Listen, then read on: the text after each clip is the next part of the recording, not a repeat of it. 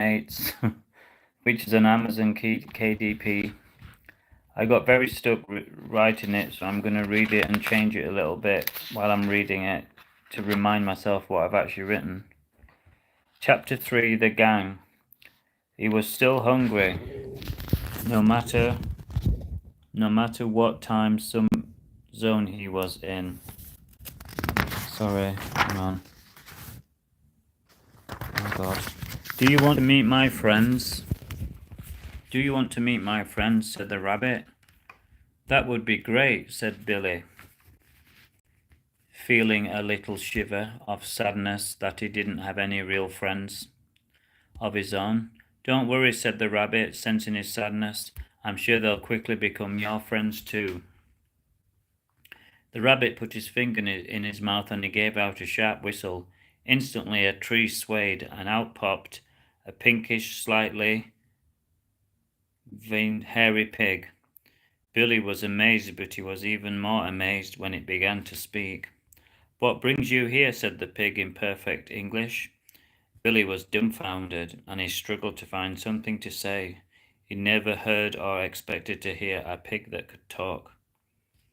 Squeak maybe, but not talk. I was feeling sad, so I decided to take a walk in the woods, said Billy, but I didn't expect it to find any animals in here, never mind talking animals. We only talk to special people, said the pig, and at once Billy felt better. He'd never been called special before. I'm Peter, said the pig, who was wearing a thick grey jumper and football boots. Some looked bigger than the others. Why are you wearing football boots? Said Billy, slightly rudely. Because I like tennis, said the pig, and Billy laughed. He hadn't laughed for ages.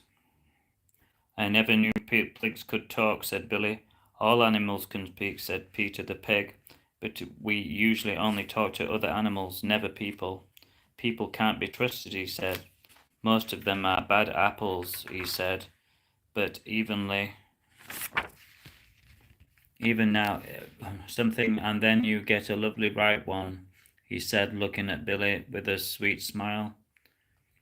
Then there was a loud bang like thunder. What's that? Said Billy. Chapter 4, Farmer.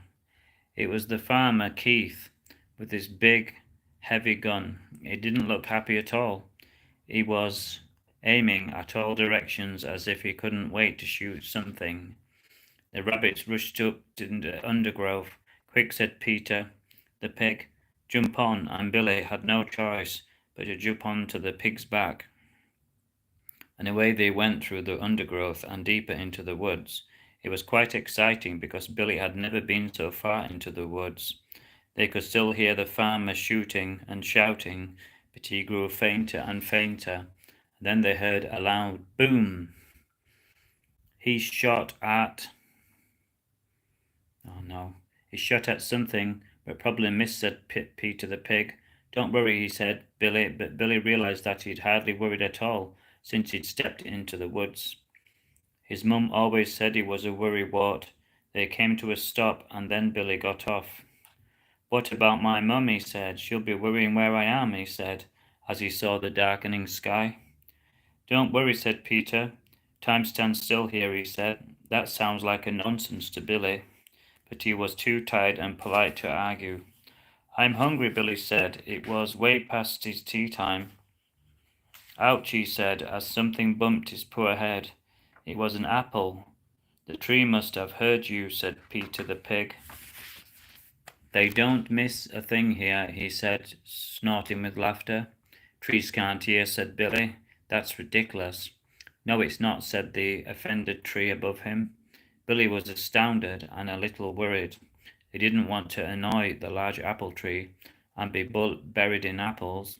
Don't worry, said Peter. We're all kind here. Hope you enjoyed it. I'll read a few more chapters. It's hard to read my own writing. My book on Amazon KDP. Thank you. Please sub me.